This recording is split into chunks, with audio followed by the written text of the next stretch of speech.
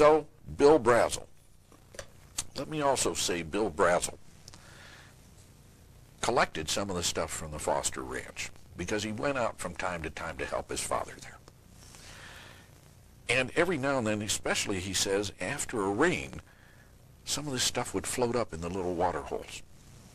And he collected. And he had a cigar box, about half full of it.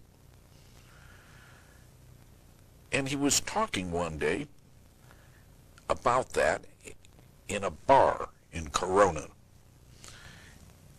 And lo and behold, a couple of days later, out comes the Army to his place. And he says they were very polite, but they wanted the shoebox that he was talking about with everything in it, and he gave it to them. This is not something people would do today, and there's probably a lot of people going to watch what we're saying here and say, you gotta be kidding.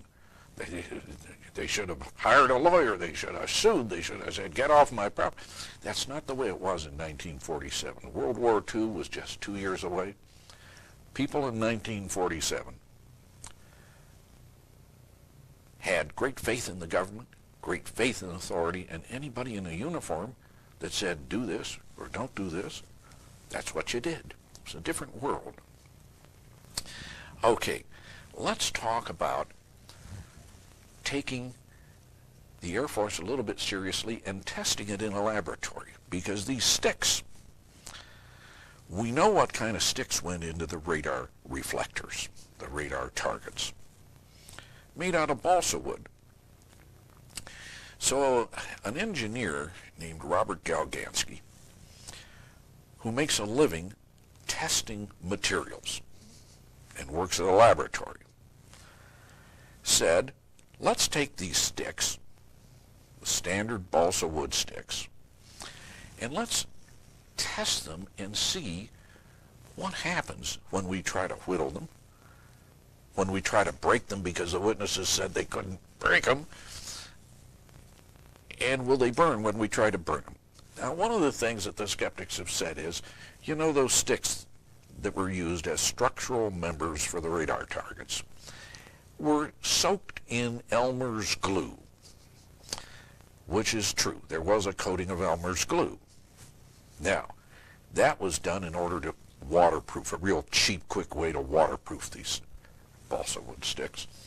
But somehow the skeptics seem to think that that was enough to imbue these sticks with superhuman powers as far as I'm concerned. But let's take it into the laboratory. Here's a picture showing 3 sticks that this engineer, Robert Galgansky, tried to burn.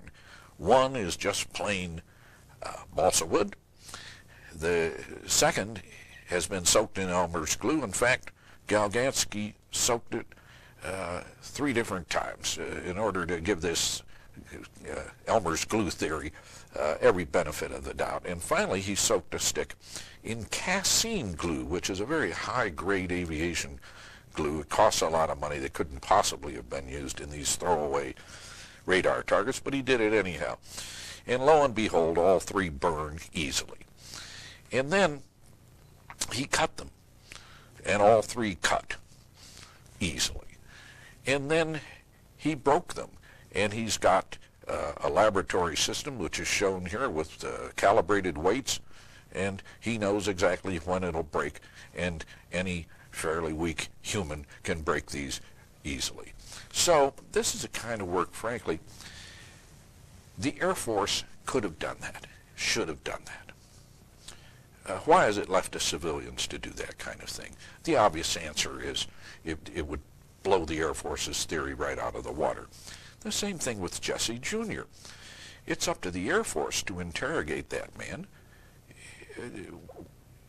every bit as well as he was interrogated, but out of the pocket of a civilian researcher. And in fact, the Air Force never acknowledged that this happened. Sir, knowing what you know now, would you have given the Air Force the cigar box full of small parts? Absolutely not. Thank you. You mentioned that Dr. Marcel saw symbols on this rod. What exactly was the Air Force's explanation of what these symbols were? Okay, the Air Force has a plausible explanation. It's not just Jesse Jr. who saw strange symbols on some of this stuff. His father reports it. 5 or 6 other witnesses talk about hieroglyphics, stuff like that. They couldn't really put it into precise words. It turns out that the radar reflectors that were used by Project Mogul had reinforcement in a kind of Scotch tape, an extra wide Scotch tape, about 1 inch wide. Because if you'll think back to our description of those radar reflectors, they had this paper on one side and a foil on the other, and then they just wrapped it around and glued it to those balsa wood sticks. That didn't really work as well as it should have, so they said, let's put some Scotch tape on here. Again, illustrating how basic the construction is. However, the Mogul project people recall that on some of their radar targets, the Scotch tape that was used had flowers on it. And they remember this because it was so weird. They said, I wonder what these flowers are supposed to be. And actually they were sort of open flowers, or something that looked vaguely like flowers to them.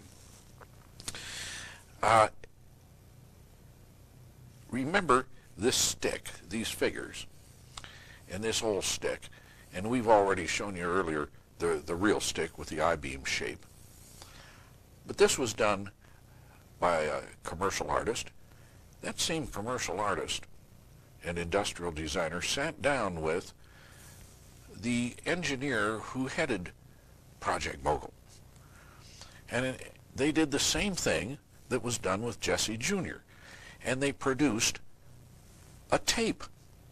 In other words, it was just on paper, but the color was there and mainly the shape was there.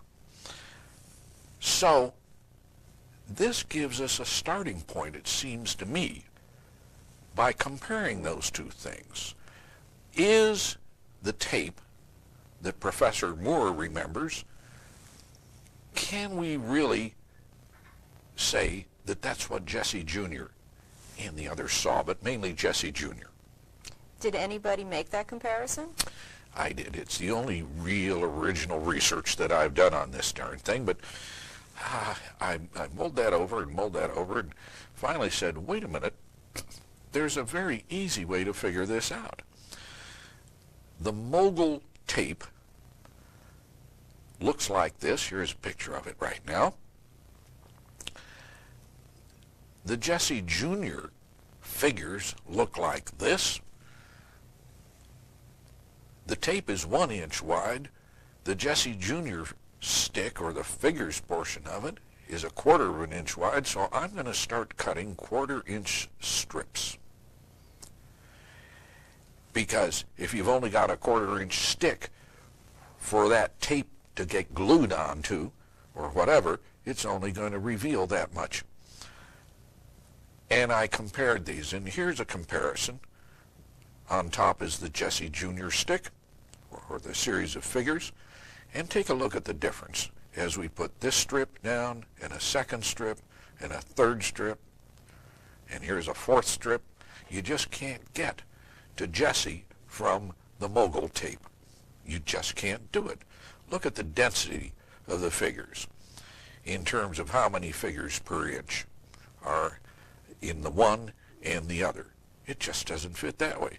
Notice the Mogul tape is open figures. All of Jesse's are tiny, closed-in, filled-in figures, and so on and so forth. I say you just can't get there from here. And I also asked the question, why didn't the Air Force do something like this? Why was it left to me?